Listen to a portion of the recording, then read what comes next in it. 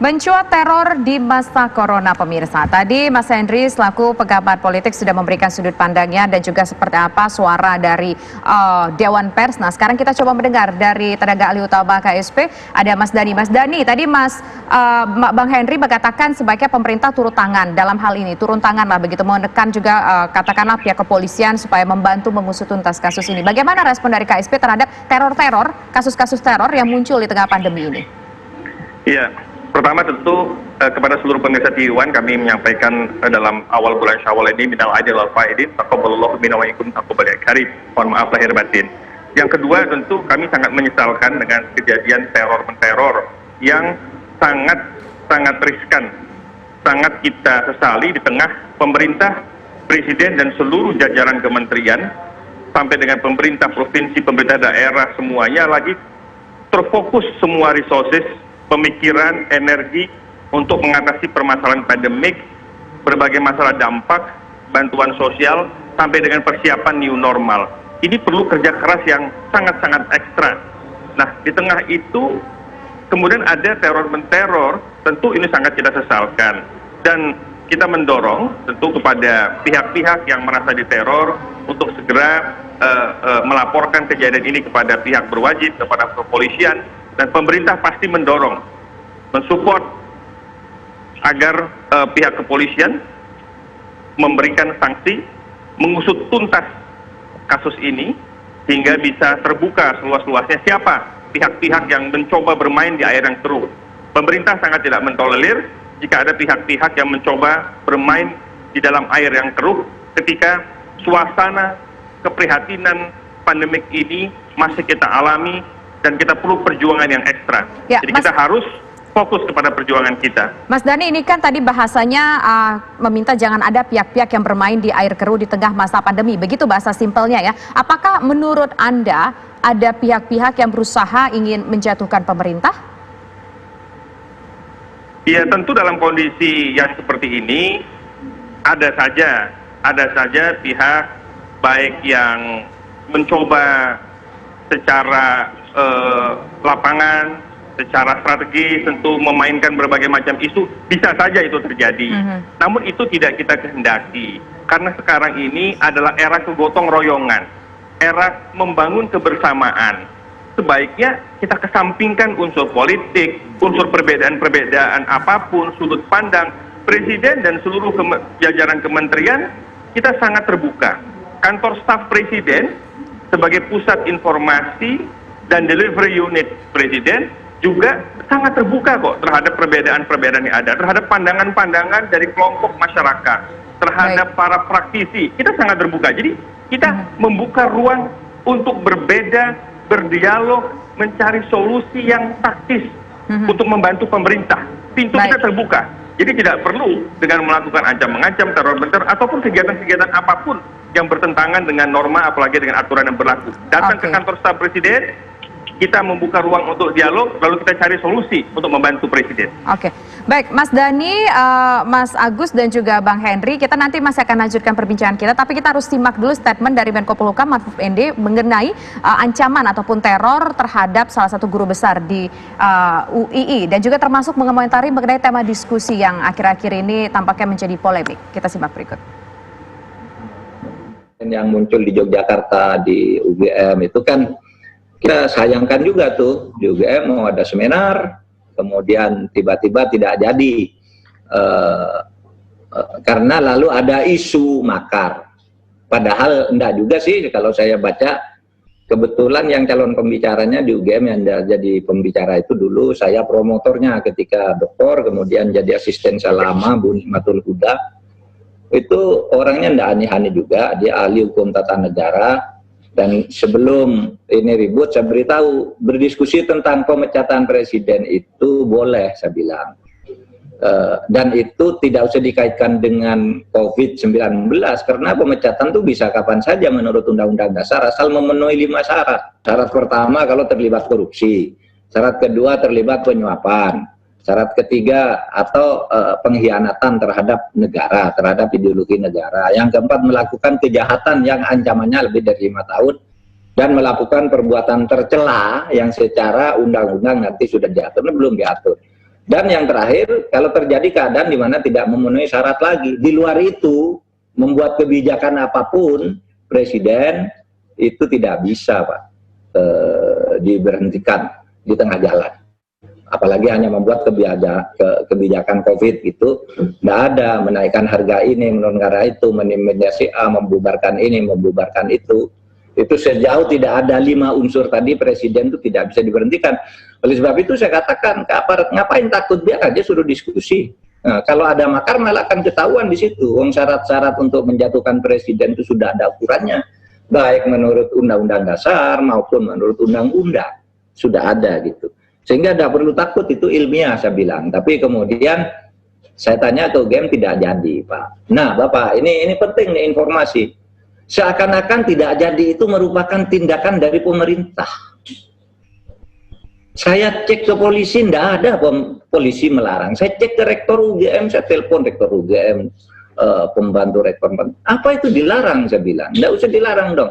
Enggak, Pak, mereka diantara mereka sendiri, diantara masyarakat sipil sendiri saling teror. Gitu. Siapa yang mendatangi, menteror rumahnya Bu Nima agar tidak itu?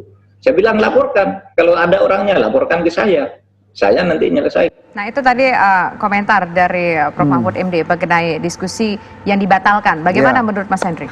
Ya makanya kan tadi di awal saya berikan bahwa ada persepsi di pemerintahan Pak Jokowi itu ada 3 hal tadi yang memang tidak menjadi fokus utama. Demokrasi, pemberantasan korupsi, dan menegakkan HAM. Nah makanya dengan kondisi seperti ini, apalagi tadi Pak Menko Polhukam juga sudah bicara, KSP sudah bicara, harusnya peneror ini tidak sulit lagi untuk ditemukan. Pentingnya apa peneror ini ditemukan? Yang pertama, persepsi bahwa Jokowi mencintai demokrasi itu kembali.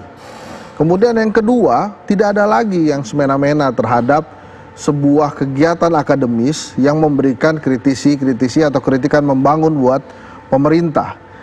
Nah, tapi kan sekarang masyarakat akhirnya menunggu. Tapi dengan dibatalkannya diskusi tadi itu apakah menimbulkan sebuah persepsi lain mungkin di masyarakat? Meskipun kalau menurut saya, Prof. Mahfud tadi bilang nggak apa-apa. Iya, tapi kan ngeri orangnya juga. Kalau diterusin, orang ancaman-ancamannya kan kalau saya baca ya, ancaman-ancamannya itu kan sudah sangat dalam. Pembunuhan loh. Ya deg-degan, takut lah itu pastinya. Kan nggak seru juga ngomong secara verbal tapi kemudian mengancam nyawa. Makanya harusnya ini cepat bisa diterangani dan kita bisa menilai apakah pemerintah terlibat atau tidak itu dari cepat atau tidaknya penanganan kasus ini. Ini cepat atau lambat? Lah sampai sekarang kan belum ketahuan. Harusnya usai pembicaraan kita hari ini di TV One langsung tuh bisa ketahuan. Kan gampang ya. Biasanya juga kalau men-trace apalagi kan ini lewat teks pasti mudah sekali di trace itu. Itu harapan kita kepada pemerintah, nanti akan dijawab juga dengan Mas Dhani. Tapi sebelum ke Mas Dhani, kita ingin mendengar suara dari Dewan Pers. Mas Agus, saat ini kalau Anda sebagai seorang, katakanlah bagian dari seorang jurnalis, bagaimana Anda melihat saat ini kebebasan masyarakat, kebebasan mengeluarkan pendapat, dan lain hal sebagainya? Termasuk juga bagaimana komentar Anda soal statement dari Mahfud MD tadi? Ya, kalau kita merefer kepada Pak Mahfud MD dan kepada Mas Dhani, itu kan sampai detik ini jelas bahwa pemerintah bukan pelakunya. Pemerintah bukan pelakunya. Nah, ya, bahkan kalau kita merefer kepada Mas Dhani, pemerintahan Jokowi turut prihatin dan menyayangkan kasus ini terjadi. Gitu. Jadi paling nggak itu sementara clear, sehingga sekarang sekali lagi kita menunggu kepolisian untuk bergerak dengan cepat menangani kasus ini.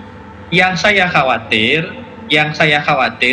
dan ini sudah sering terjadi, energi kita untuk memperhatikan dan menangani kasus seperti ini tidak lama, gitu ya.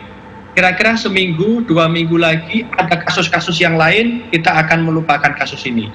Itu sudah berkali-kali terjadi dan itu tidak memberikan pelajaran apa-apa dan tidak memberikan kebenaran kepada publik, gitu ya. Kasus ini sudah terlanjur menjadi perhatian publik dan harus ada titiknya, jangan koma-koma terus, gitu ya.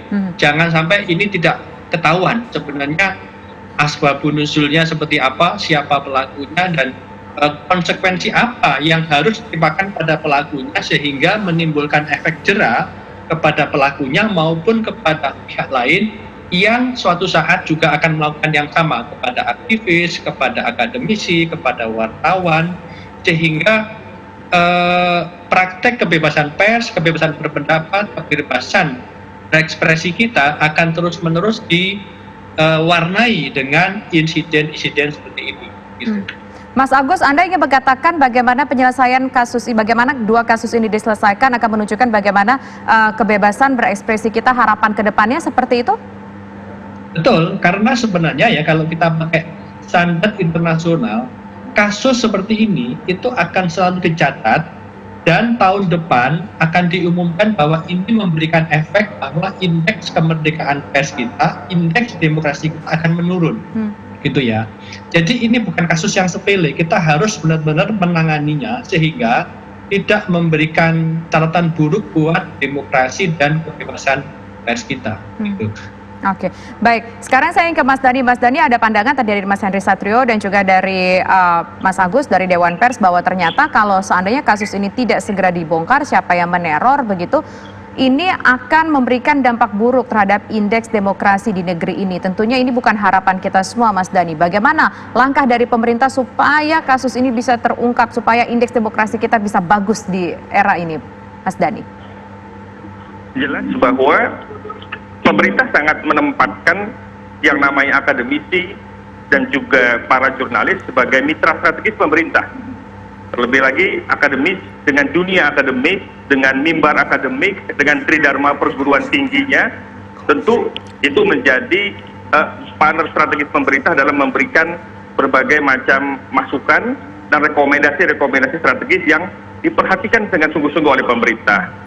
Nah, oleh karena itu, hal-hal yang berbau teror ataupun berbagai peristiwa-peristiwa yang terjadi yang mengancam baik itu para jurnalis maupun para guru besar, dan itu kejadiannya katakanlah dalam kaitan mimbar akademik, tentu pemerintah sangat mensupport dengan catatan bahwa tidak ada unsur-unsur yang melanggar undang-undang ataupun peraturan yang berlaku. Pemerintah sudah melihat tidak dari apa yang dilakukan, katakanlah yang dilakukan oleh jurnalis dari salah satu media online, yang dilakukan oleh guru besar dari salah satu universitas di Yogyakarta tersebut, apakah ada hal-hal yang melanggar, pemerintah melihatnya?